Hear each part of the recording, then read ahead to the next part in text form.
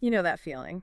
Staring at a blank PowerPoint, totally overwhelmed by all the advice out there. Oh, definitely. It's like one guide says keep it simple, the next wants crazy infographics. It's confusing. Yeah, you just want to avoid, boring everyone. Yeah. So for this deep dive, we really went through a ton of material. Right. Design tips, do's and don'ts, academic guidelines, golden rules, even just what is presentation software, fundamentally. And our mission really is to sift through all that and pull out the stuff that actually works, the actionable advice to, well, help you avoid death by PowerPoint. Make them tools that actually connect, not just distractions. Okay, so let's get into it. And the first thing that jumps out, like across almost all the sources. It's focus, right. Focus on your audience and your message. Exactly. Not the software features, not the fancy transitions. The presentation is there to enhance you, the speaker, and your content. It shouldn't overshadow either one. That's a trap many fall into. Totally. One source specifically warns about getting lost in those gee whiz effects. The spinning text, the sounds. They might grab attention for a second, but is it the right kind of attention? Usually pulls focus from what you're actually saying. And knowing your audience that's hammered home everywhere, tailoring it. Absolutely. Who are they? What do they already know? What do they care about? That shapes everything. It's not just one size fits all. What works for a sales pitch might bomb in a technical briefing. So when you say know your audience, maybe, what kinds of specific questions should you be asking? Good one. Things like, what's their baseline knowledge? What are their biggest concerns or interests here? Is the setting formal, informal, educational, persuasive, stuff like that? Nailing those down first seems critical. And this really connects to why you, listening, are here. You want the useful insights, fast but also deep, right?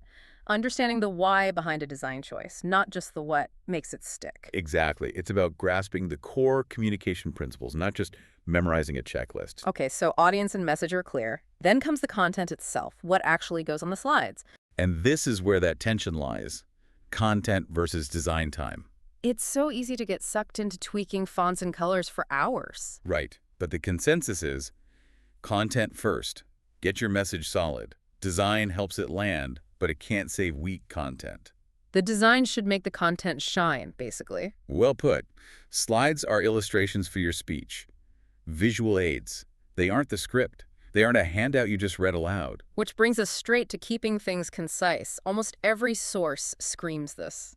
Keywords, short phrases, not paragraphs. Yeah, keep the text minimal. Helps the audience actually listen to you and just glance at the screen for cues. One source mentioned the 5x5 rule. Heard of that? I have. No more than 5 lines, max 5 words per line. Something like that. Yeah, and it sounds maybe restrictive at first, but there's solid reasoning there. It's about cognitive load, isn't it? How our brains process information. Exactly. Our working memory, it can only juggle so much, like maybe 4 to 7 things at once. Trying to read dense slides and listen to someone talk, it's overload. Your brain just kind of short circuits. You can't do both well simultaneously. Which is why so many sources say, use handouts for the heavy detail. Let people read that later if they want it. Right. The slides are anchors, visual signposts for the key points you're making as you speak. Okay, concise content is ready. Now making it look good. And, more importantly, readable. Because if they can't see it, it's useless, right? Readability is absolutely essential. Let's start with fonts. What are the go-tos? Well, the strong advice is sans serif fonts. Think Arial, Tahoma, Veranda, Calibri. Those cleaner ones without the little feet on the letters. They just tend to work better on screens. And not too many different kinds, I bet. Definitely not. Stick to maybe 2 font styles, max. One for headings, one for body text, perhaps. Keeps it clean, professional. Consistency again. And size matters here, clearly. Hugely. We're talking minimums like 24 points for titles, maybe 20 or even 24 points for the main text. No tiny print. Wow, 24 for body text even. That's quite large compared to defaults sometimes. Really makes you think about how little text you can fit, which reinforces the conciseness point. It does. And some definite font don'ts, too. Like? Avoid using all the cap PS everywhere. It's hard to read and feels like shouting. Also, steer clear of overly fancy decorative fonts. And small fonts combined with bold or italics just makes it muddy and strains the eyes. Got it. Okay, colors. Still thinking simple. Keep it simple, yes. Yeah. Maybe 2 to 4 colors or shades in your palette. The absolute key is contrast. Light text on dark background or dark on light? Generally, yeah. Light on dark works well in dark rooms. Dark text on a light background is usually better if the room is well lit. High contrast is the goal. And some color combos are just bad news, apparently. Oh, definitely. Things like red on green or green on blue, they can be really hard to distinguish, especially for people with color blindness. Purple on blue, orange on green. Best avoided. Good to know. Also heard something about pure white backgrounds. Yeah, in a big, dark room, a bright white screen can be really harsh on the eyes over time. A darker background might actually be more comfortable for the audience. Makes sense. All right, what about the overall slide layout? Consistency, consistency, consistency. That's the mantra. Same background, same styles, put titles in the same place, text boxes aligned. Creates a visual rhythm, I guess, makes it feel polished. Exactly. Use a clean, simple template. Avoid clutter like heavy borders, weird shading, distracting footers, too many logos. Keep spacing consistent. And definitely avoid those really busy backgrounds, right? The ones that fight with your text. Oh, yeah. The background should be just that in the background. Your content needs to pop. Okay, so text is readable, layout is clean, but text-only slides can still be a bit dry. Right. And this is where visuals beyond text come in. Images, charts, graphs. And the research seems pretty clear here. People just learn better with visuals and stories. Absolutely. Our brains are wired for it. We process visual and verbal info differently, so using both helps understanding and retention. It's like hitting two channels at once. One source said good visuals can cut explanation time by like 40% and boost memory by 50%. That's huge. It really is. Plus, images can create an emotional connection, make the message stickier. So the advice is use relevant, high-quality images, clear graphs, simple diagrams, maybe one or two per slide. Exactly. But relevant and high quality are key. No blurry, pixelated photos. And please, no cheesy clip art. Please. It just screams unprofessional and distracts. And for charts and graphs. They need to be crystal clear. Instantly understandable. If you have to spend 5 minutes explaining the chart itself, it's probably too complex for a slide. It has to directly support your point. You should actually talk through them, right? Not just flash it up there. Yes. Guide the audience. Point out the key trend, the important number, the comparison you want them to see. Make the connection explicit. Okay, let's talk bullet points. Can't escape them entirely, usually. True, but they need careful handling. Don't turn your slides into dense bulleted lists. So limit the number, like 3 to 6 maybe? Fewer is better? Yeah, that's the general guidance. And keep the points themselves short. A few words, a brief phrase, max 2 lines maybe. They're cues for you, prompts for the audience, not sentences. Exactly. And some suggest bringing them in one by one, maybe dimming the previous ones.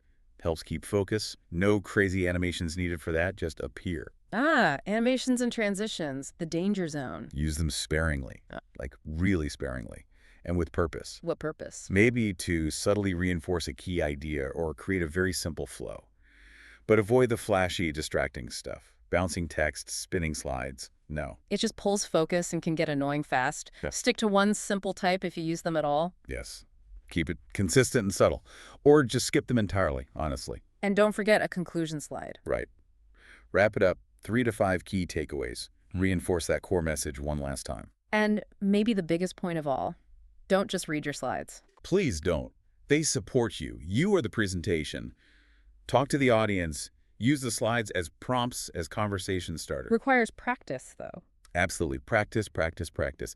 Ideally with the projector you'll actually use. Check if people in the back can read it. Get feedback. Good point about checking on the actual projector. And feedback is crucial. And even how you stand and move matters. Your body language can direct attention. Right. Pointing to the screen, engaging with the audience physically. And don't forget timing. Respect people's attention spans. Aim for under 15 minutes. That was one suggestion. Or break up longer talks. Yeah, shorter is often better. Keeps energy levels up. So all this great design and delivery, it doesn't just happen. It starts way earlier. Absolutely. Planning and prep are foundational. Before you even touch PowerPoint or Keynote or whatever. You need to nail down what's my core message, who exactly is my audience, where am I presenting, what equipment will be there, what do I want people to walk away knowing or doing. Define all that first. Then think about supporting materials. Do you need speaker notes for yourself? Detailed handouts for them? That makes sense. Plan the whole package. We also saw a note about the action-safe area. Yeah. Basically, keep your crucial stuff slightly away from the very edges of the slide, like the central 95%. Ensures it won't get cut off on different screens.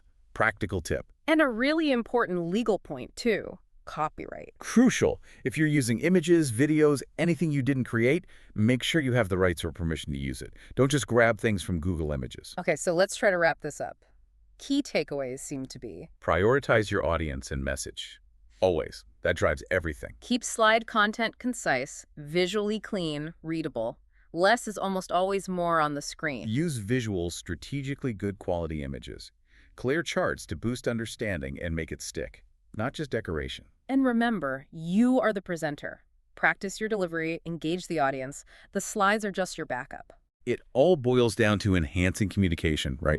Making your message clearer, more engaging, more memorable, not putting up a wall of text or distracting visuals. Well said. Yeah. So, a final thought for you listening. Thinking about your next presentation, what's the one thing from all this you could apply right away for the biggest impact? Is it maybe ditching half your bullet points? Finding one killer visual?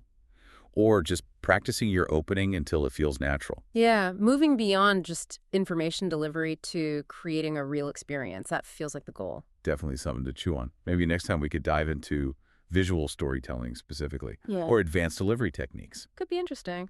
But hopefully this gives you a really solid foundation for making your next presentation much more impactful.